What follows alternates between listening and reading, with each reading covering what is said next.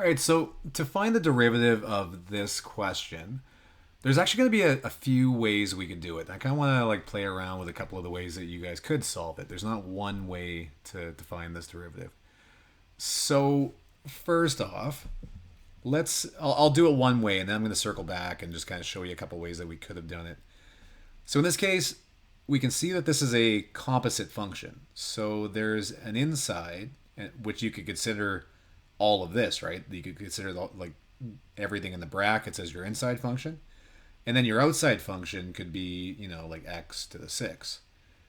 All right, so if we're actually applying the chain rule, then it would be, I can even give it the start. It would be y prime is equal to, and it would be, okay, 6 times, and then it's the inside, so 2x minus 1 over x plus 2 to the power of 5.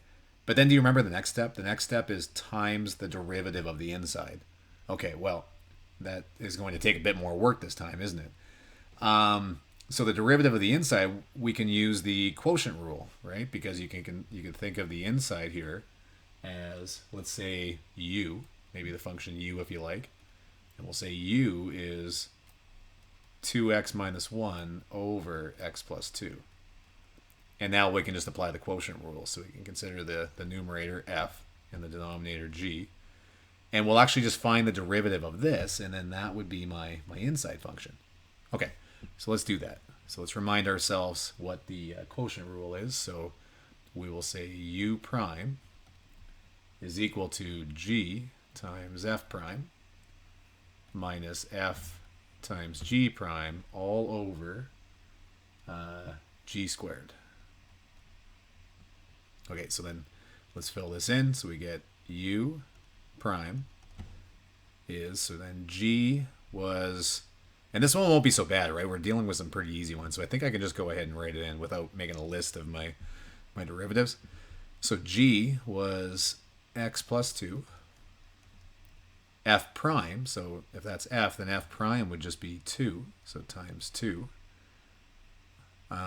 Minus, and then f was 2x minus 1. G prime is, so then g's on the bottom, that's just 1, because x plus 2 derivative of that would just be 1. So if you like, 1 all over, and then this would be x plus 2 squared. All right, so let's simplify this up. So now I'm going to distribute that 2 in right now, right? Just distribute that guy in. So we got 2x plus 4. And then that 1 I'm just going to ignore, right? It didn't really play any part. So then we have minus 2x plus 1. And this is all over x plus 2 squared. And then look what happens at the top here. We've got 2x minus 2x, so they cancel. 4 plus 1 is 5. So our derivative of the inside function ended up being 5 over x plus 2 squared. Okay, so that, right, if you look back and why we did that, that was the derivative of my inside.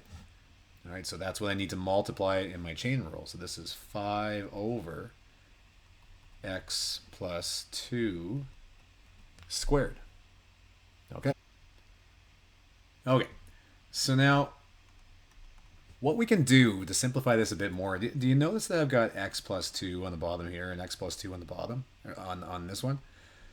So let's do this. Let's rewrite this as 6 times 2x minus 1 to the power of 5 over x plus 2 to the power of 5.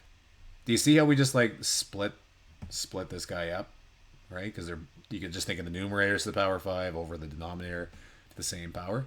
And why that's going to be useful is because now if I rewrite this as 5 over x plus 2 to the power of 2, then in my denominator I've got like bases, and they're both down there, so I could rewrite that as 6.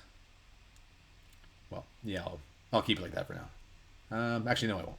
So now at this point as well, you've got 6 and 5. Let's call that 30. So 30, 2x minus 1 to the power of 5 all over, and then like I said, I'm going to combine those guys as x plus 2 to the power of 7. You'd add those exponents when you have the same base. All right, so now I look back through it. There's really nothing I can cancel here, right? There's nothing I can simplify down. All right, so that is one way to solve it. So I just wanted to show you that. The other thing we could have done, though, is the same little trick we did here, right? When we rewrote this as, to the power of 5 in the numerator and denominator.